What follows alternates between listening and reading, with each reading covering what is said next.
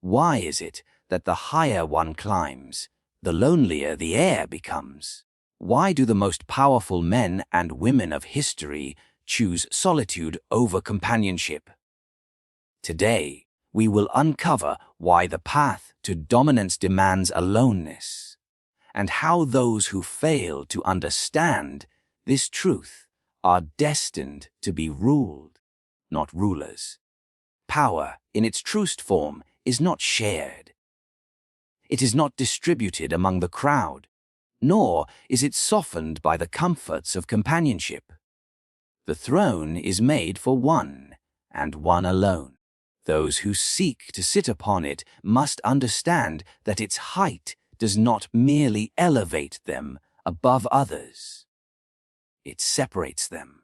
The very act of rising places distance between the ruler and the ruled, between the sovereign and the subjects, between the one who commands and the many who obey. And this distance is not an accident, nor a punishment. It is the essence of power itself. When a man is ordinary, he can afford closeness. He can speak freely, joke freely, embrace freely, and share in the trivial matters of daily life. His presence costs nothing because it carries no weight. But when a man ascends above the rest, when his words carry consequences and his decisions alter the course of others' lives, his presence becomes too great a burden to scatter casually. Familiarity, once harmless, now corrodes authority. Those who see the king too often, who hear his voice too frequently, who share too deeply in his private moments, begin to forget that he is king at all. They start to believe is just another man, one who can be touched, questioned, even opposed. This is why the throne is carved for one. It demands separation. The ruler who wishes to be loved by all, who longs to live among the people as their equal, will soon find himself stripped of majesty. He will no longer inspire awe, only comfort. And comfort in the hearts of the ruled is dangerous. Men do not follow comfortably, they follow fearfully, reverently, or desperately. When the people begin to see the ruler as one of them, they cease to guard their words in his presence. They mock lightly, they advise carelessly, and they question boldly. A king who is too familiar becomes nothing more than the highest servant. The weight of the crown is heavier than gold. It is made of silence, distance, and mystery. Those who wear it must accept that they will never again laugh freely in the company of others. Their words will always be measured, their gestures always scrutinized. Even the smallest smile or frown becomes a matter of speculation. To share too much of oneself is to lose the aura that power requires.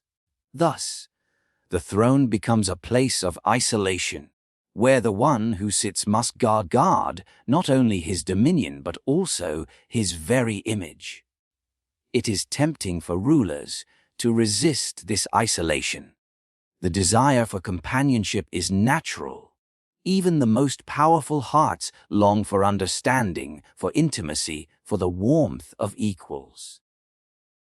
Yet, this longing is a trap. Every companion is a potential betrayer, every friend a potential rival, every confidant a potential danger. The closer someone stands to the throne, the sharper their dagger can reach. History is soaked with the blood of rulers who trusted too freely, who allowed the intimacy of the private chamber to erode the strength of the public crown. The throne isolates not only because it must, but because it protects. A ruler who embraces this solitude gains an invisible shield. The subjects begin to see him less as a man and more as an institution. His absence becomes a presence. When the king is not among them, they imagine him greater than he is. They ascribe wisdom to his silence, strength to his distance, and strategy to his every movement. But when he sits daily among them, gossiping like a commoner, he becomes small. Distance magnifies power, while closeness shrinks it. The throne's loneliness also sharpens the mind. Surrounded by others, a man absorbs their noise, their fears, their emotions. Alone, he sees with clarity. The separation forced by power allows the ruler to stand above the chaos of the crowd, to view not just the moment, but the future. A man who cannot endure this silence, who cannot sit alone with his own thoughts, will never rule wisely. He will cling to the voices around him, and those voices will guide him like reins. This is why the ruler's solitude must not be mistaken for weakness. It is not isolation born of rejection, but of necessity. The king does not sit alone because none wish to stand beside him. He sits alone because none are allowed to. The throne loses its majesty the moment it becomes a bench for many. The people themselves expect this separation. They may complain, they may demand closeness, but in truth they do not want their ruler to be too familiar. They want the illusion of access, not the reality of it. For if the ruler were too near, they would discover he is flesh and blood like them, and their reverence would collapse. It is better for the ruler to be seen seldom, to appear like a figure from a higher realm, descending only when necessary. Rare appearances are valued. Frequent appearances are discarded. The throne teaches this lesson harshly to those who forget it. The lonely seat, then, is both a burden and a weapon. The one who accepts it without resistance transforms his solitude into majesty. The one who resists it becomes weak, desperate for the approval of those he should command. Every man desires companionship, but not every man is destined to rule. To sit upon the throne is to understand that power does not allow the comforts of ordinary life. It grants something greater, but it takes away everything familiar. The higher one climbs, the fewer there are who can follow. The throne does not accommodate the crowd. It only welcomes the one bold enough to endure its silence. The ruler who seeks to preserve his authority must learn that the greatest shield is not an army, nor gold, nor even loyalty. It is distance. To be too close is to be exposed. To be too available is to be weakened. Those who rise above others stand in a perilous position, for every eye is fixed upon them, every ambition is measured against them, and every whispered scheme seeks to pull them down. To remain among the crowd is to invite the crowd to touch, to question, and to conspire. But to remain apart is to become untouchable. Isolation, therefore, is not a prison, it is armor. The world of men is full of hunger, each seeking to satisfy itself through another. Companions demand trust, allies demand favors, friends demand secrets, and family demands loyalty. Each tie, no matter how sweetly it begins, becomes a chain. The ruler who surrounds himself with too many voices finds his will diluted. He no longer speaks with his own tongue, but with the borrowed opinions of those around him. He no longer acts with his own strength, but with the hesitation that comes from fearing to displease his companions. Isolation severs these chains. By keeping himself apart, the ruler ensures that his decisions are his own, uncolored by the desires of others. Isolation also denies others the opportunity to discover weaknesses. To be close to a man is to learn his fears, his doubts, his desires. These are weapons, and once they are known, they can be used against him. The companion who knows where the ruler is vulnerable can strike precisely when it matters most. The enemy within is more dangerous than the enemy at the gate. But the one who is rarely seen, rarely spoken to, rarely open about his inner world remains a mystery. Mystery protects. For what cannot be seen cannot be exploited, and what cannot be touched cannot be controlled. A ruler who makes himself too accessible soon discovers that men treat him casually. They study his habits, mock his flaws, and imitate his gestures until he seems less like a figure of command and more like a man of flesh and error. Reverence evaporates when exposure becomes excessive. The aura of power demands scarcity. Just as gold is precious because it is rare, so too is authority respected because it is not shared freely. A ruler who is everywhere is valued nowhere. But one who is seldom seen, who emerges only at decisive moments, fills the air with weight. His silence speaks louder than the endless words of those who chatter daily. His absence breeds expectation. His presence, when it arrives, becomes thunder. Isolation also compels others to come to the ruler, rather than the ruler going to them. When a sovereign is constantly among his subjects, begging for their attention, seeking their approval, he appears dependent. He appears as though his legitimacy is drawn from their company. But when he withdraws, when he makes himself rare, men begin to crave his presence. They interpret his absence as strength, his silence as wisdom, his distance as superiority.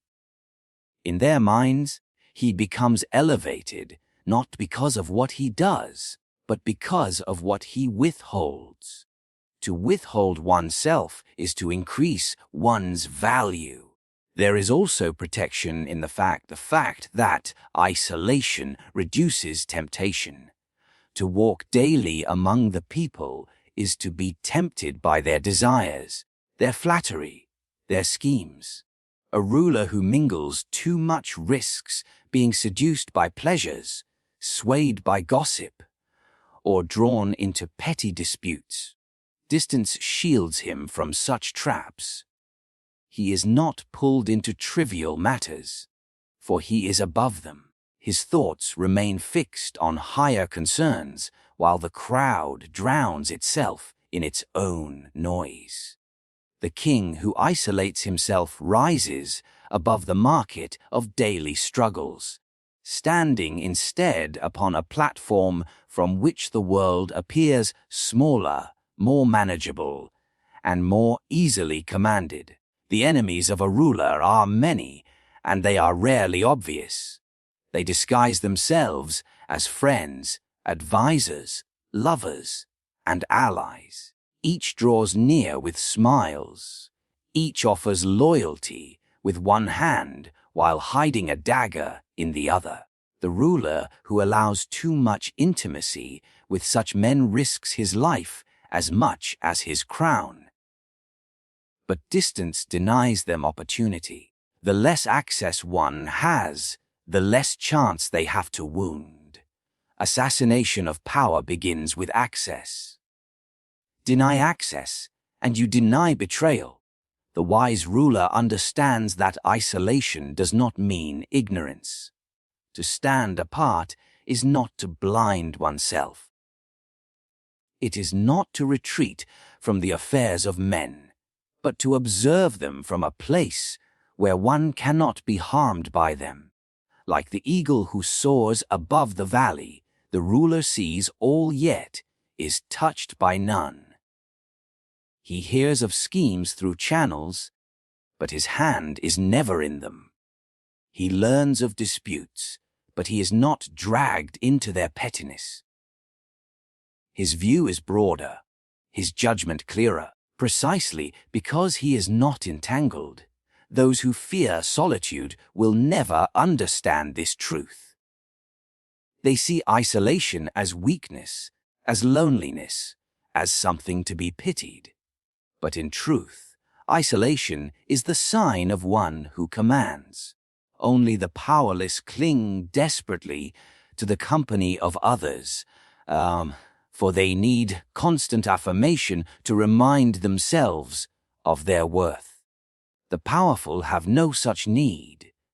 Their worth is not given by others. It is created and preserved within themselves.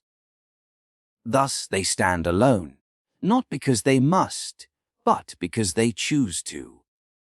The throne, then, is not merely a symbol of authority, but a fortress of isolation. To sit upon it is to accept that one cannot walk freely among the crowd. The price of command is distance. The reward of distance is safety. By remaining apart, the ruler ensures that his enemies cannot touch him, his allies cannot bind him, and his subjects cannot reduce him to familiarity. Isolation is not a retreat from power. It is the condition that makes power unassailable. There is a kind of blindness that afflicts the many, and it comes not from lack of eyes, but from too many voices crowding the mind. When a man is surrounded constantly by others, when his ears are filled with chatter, and his thoughts are invaded by the noise of the crowd, he cannot see clearly. His judgment is clouded, his instincts dulled, his mind distracted. But when he withdraws into solitude, when he closes the doors and silences the world, his sight returns. Solitude sharpens vision, and vision is the ruler's most necessary weapon. The one who leads must always see further than those he commands. He must be able to perceive not only the present moment, but the coming storm, the hidden danger, the rising opportunity. But foresight is not born in the market or the banquet hall. It does not reveal itself in the endless conversations of companions. It emerges in silence. Alone, a ruler is forced to confront the truth without disguise. He listens not to flattering tongues or fearful counsel, but to his own reason. In solitude, he can examine motives without interference, plan without interruption, and strengthen his judgment without compromise. The man who cannot endure solitude will never see beyond the fog of the crowd. He will always be guided by the last voice he hears, swayed by the strongest emotion in the room, carried along by the tide of opinions. Such a man may sit on a throne, but he will rule with the borrowed sight of others. He will stumble because his eyes were never truly his own. The ruler who withdraws, who steps back from the noise, preserves his independence of thought. He sees not as others instruct him to see, but as he himself chooses to see. Solitude also forces reflection. The ruler who is never alone never reflects. He merely reacts. He is pushed forward by circumstances instead of pulling circumstances toward him. In solitude, he has time to measure the past, to weigh the present, to calculate the future. Reflection transforms experience into wisdom. The soldier who fights many battles may gain scars, but the soldier who reflects upon them gains mastery. The same is true of power. Without solitude, experience is wasted. With solitude, it becomes sharpened into strategy. It is in the quiet of solitude that the ruler can study men with accuracy. When surrounded, he sees only masks, the endless performances of those who seek to impress or deceive him. But when he retreats, he can recall their words, their gestures, their subtle inconsistencies. He can analyze them without their presence clouding his judgment. He can detect their weaknesses, predict their moves, and prepare his responses. A ruler who observes only in the moment is easily deceived. A ruler who contemplates in solitude pierces through deception like glass. The crowd believes solitude to be weakness because they fear silence.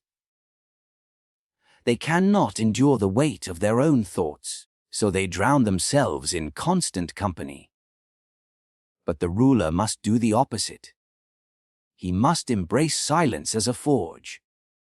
In solitude, he tempers his mind as steel is tempered by fire. Every doubt, every fear, every temptation is confronted and mastered in the chamber of solitude. Those who cannot conquer themselves in silence will never conquer others in action. It is also in solitude that bold visions are born. Among the crowd, men see only what already exists. They repeat old ideas, chase familiar patterns, and limit themselves to what is acceptable. But the ruler who separates himself can imagine what others cannot. He can see beyond tradition, beyond custom, beyond the limits that bind ordinary minds. Innovation requires distance. Vision requires silence. The greatest transformations in history have always come from those who stepped aside from the crowd and saw the world differently. To sit in solitude is also to recognize the scale of responsibility. Surrounded by others, the ruler may forget the true weight of his position. He may become distracted by pleasures, seduced by flattery, or intoxicated by the noise of constant affirmation. Alone, the mask falls. Alone, he remembers that his decisions shape lives, that his choices alter destinies, that his power is not a toy but a force. This realization is sobering, and it keeps his ambition disciplined. Only in solitude can a man grasp the magnitude of his role without illusion. There is a natural fear in solitude, for it strips away distractions. It confronts a man with himself, and few are strong enough to face their own thoughts without trembling. Yet, it is precisely this confrontation that makes solitude essential. The ruler who is unafraid of his own mind becomes unafraid of anything. He learns to master his emotions, to govern his impulses, to command himself before he commands others. Those who cannot rule themselves in silence will always be ruled by others in noise. Solitude also makes a man unpredictable. The one who is always among others becomes transparent. His habits, his moods, his weaknesses are visible to all. But the one who withdraws remains unknown. Men wonder what he thinks, what he plans, what he desires. This uncertainty strengthens his authority, for mystery creates caution. When subjects do not know what a ruler will do, they hesitate. When rivals cannot predict his mind, they fear him. Solitude grants this advantage by hiding the ruler's inner world from constant exposure. The sharpening of vision through solitude is not merely a luxury, but a necessity. Without it, the ruler is blind, stumbling through the corridors of power, guided only by the torches of others. With it, he becomes the torchbearer himself, illuminating paths unseen by the rest. It is the solitude of the eagle that allows it to see prey from heights that other creatures cannot imagine.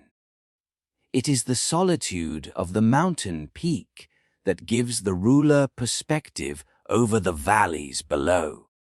The desire for companionship is one of the oldest instincts of man. It is rooted in weakness, for the many cannot bear the silence of solitude. They crave voices around them, faces beside them, and hands to lean upon.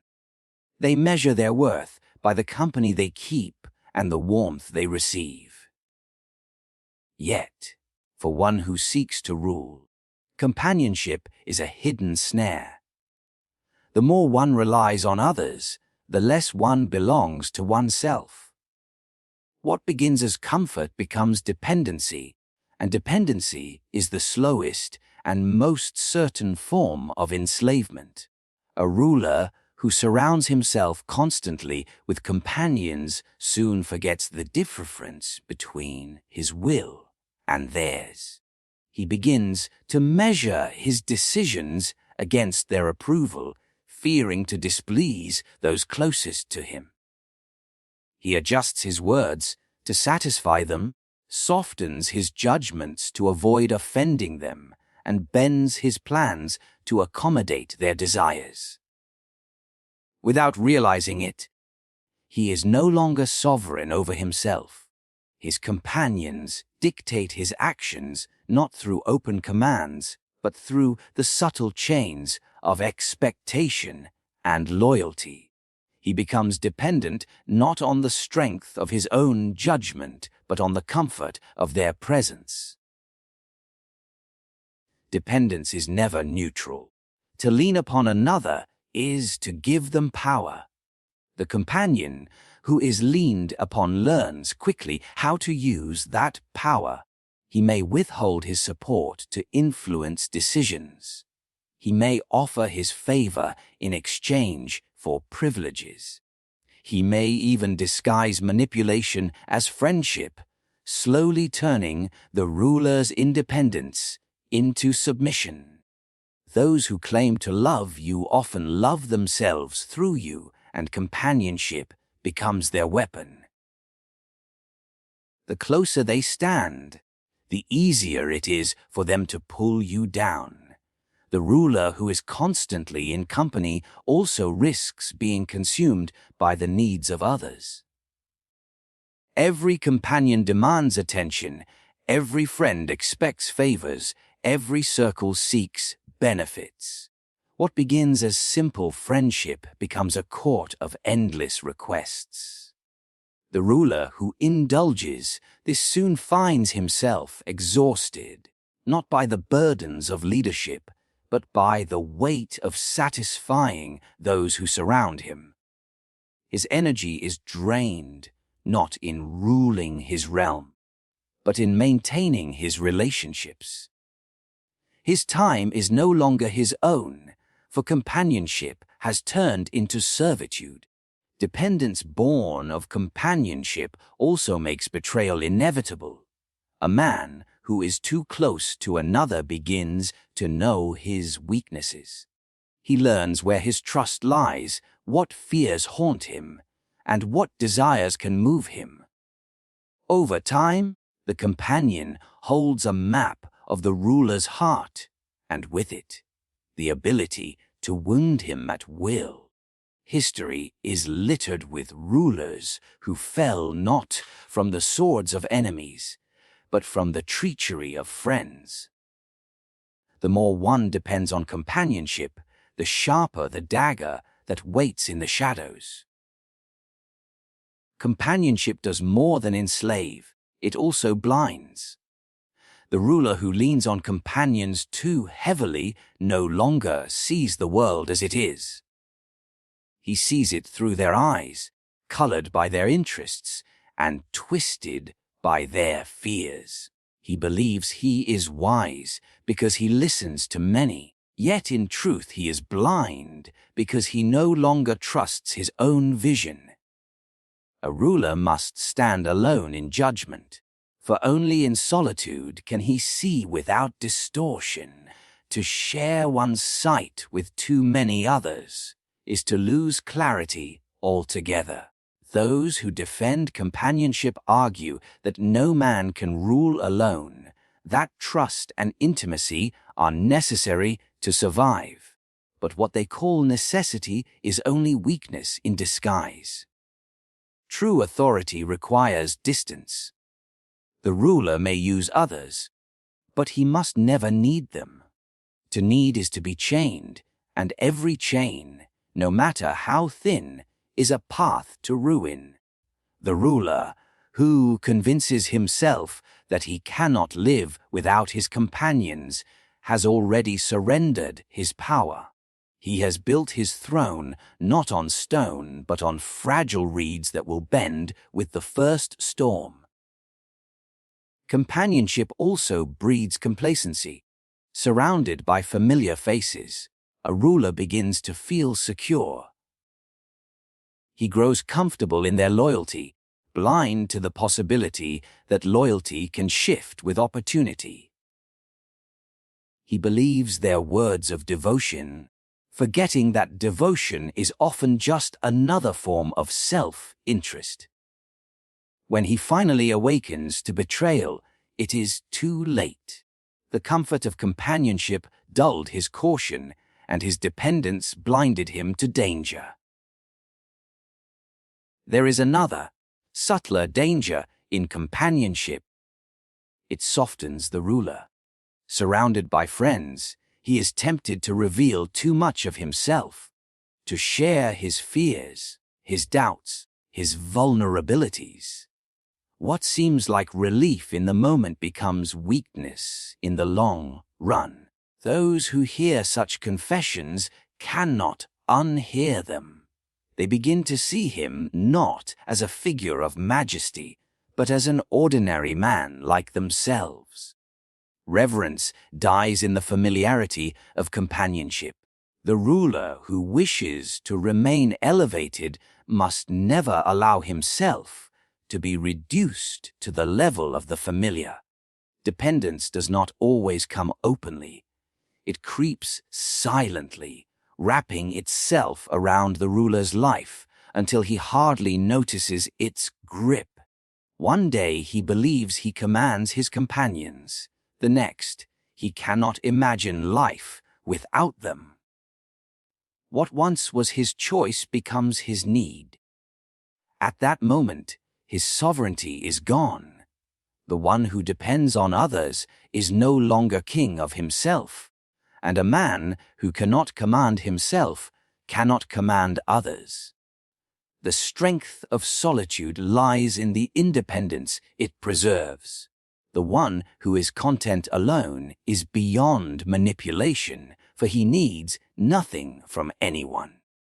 But the one who clings to companionship is always vulnerable, for those around him know his hunger and can feed or starve it at their will. Power belongs only to the one who does not depend, and companionship, no matter how pleasant, is dependence in its most seductive form.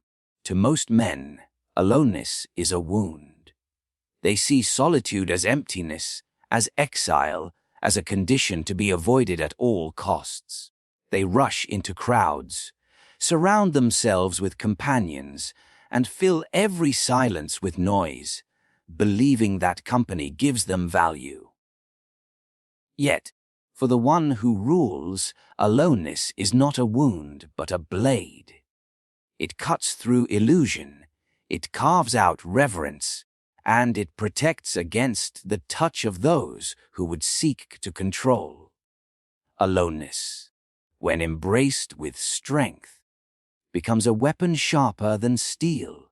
A ruler who is rarely seen becomes greater in the minds of his subjects than one who is constantly among them. Presence that is too common breeds contempt, for men grow tired of what they see too often. But the ruler who withdraws, who makes his appearances rare, becomes a figure of mystery. His absence forces men to imagine him, to create stories about him, to magnify his power in their own minds.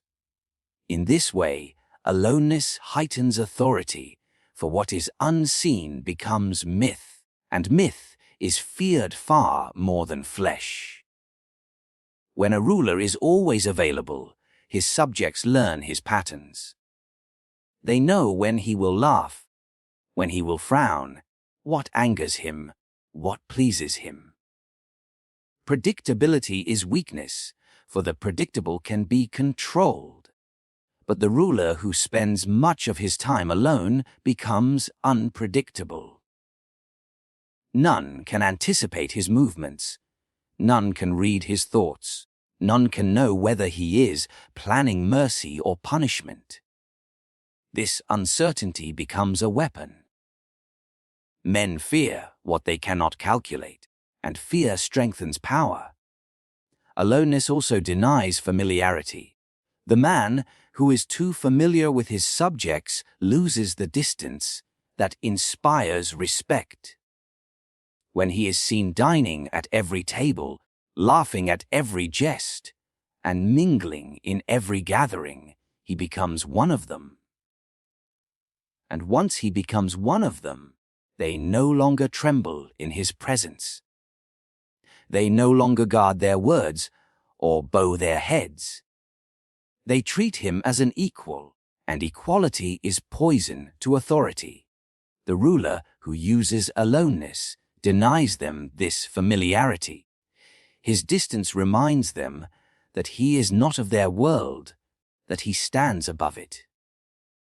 This distance is not only protection, it is domination. There is power in silence, and aloneness is silence made visible. Words spoken too freely weaken authority, for they allow others to measure the ruler's mind. Silence, on the other hand, forces others to fill the void themselves. They wonder what the ruler thinks, what he intends, what he desires. Their uncertainty enslaves them, for the human mind fears the unknown more than it fears open hostility. By remaining alone, the ruler cultivates this fear. He becomes the shadow that haunts their thoughts, the figure that cannot be grasped, the presence that cannot be controlled. To be alone is also to be above need. The ruler who does not crave constant company shows strength. Men are enslaved by their need for others, but the one who masters solitude masters himself. He demonstrates that he can exist without reliance, that he draws power not from companionship but from within. This independence terrifies others, for dependence is their chain, and to see a man without chains is to face something they cannot understand. His aloneness becomes a declaration. He is beyond the reach of ordinary desires, and therefore beyond the reach of ordinary men. Aloneness sharpens the ruler's presence when he does choose to appear. If he is seen daily, his presence loses weight. But if he withdraws into solitude and emerges only at decisive moments, his appearance becomes an event. Every word he speaks is treasured. Every gesture is studied, every action is magnified. Scarcity creates value, and value creates authority.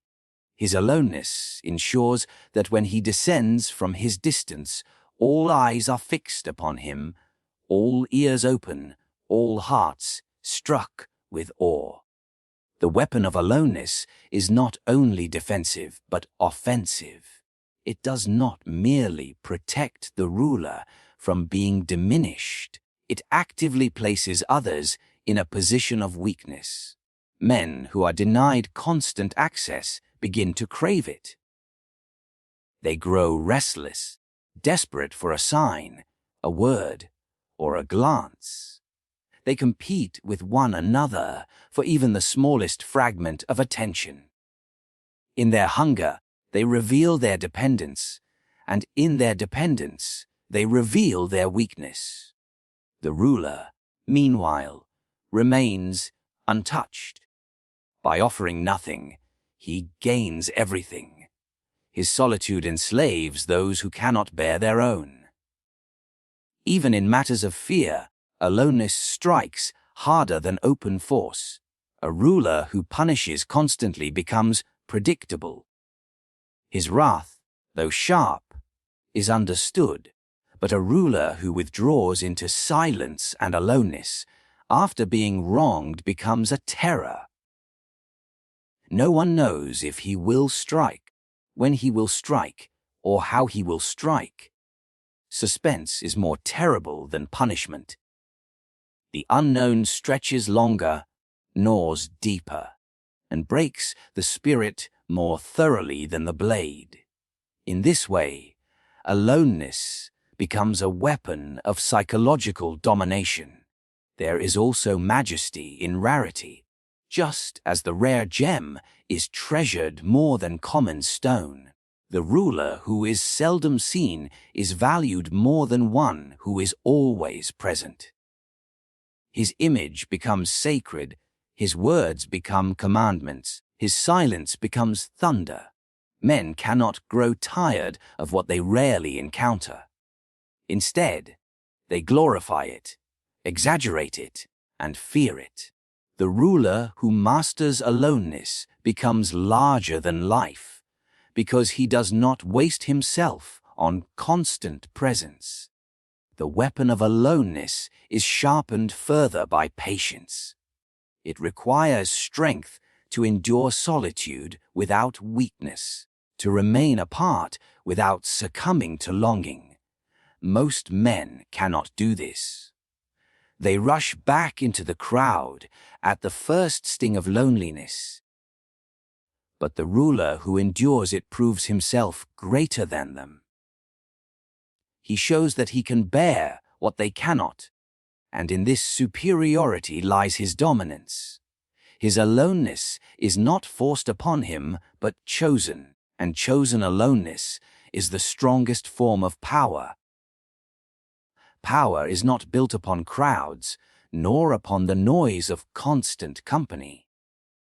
It is built upon the silence of distance, the weight of mystery, and the strength of solitude. The king who surrounds himself with too many voices becomes a servant to their desires, but the one who dares to stand alone commands the attention of all. Aloneness is not weakness, it is the throne itself, the unseen force that makes others bow before you, respect you, and fear losing your presence. In the end, the most powerful are always alone, because only in aloneness can power remain pure, untouchable, and eternal.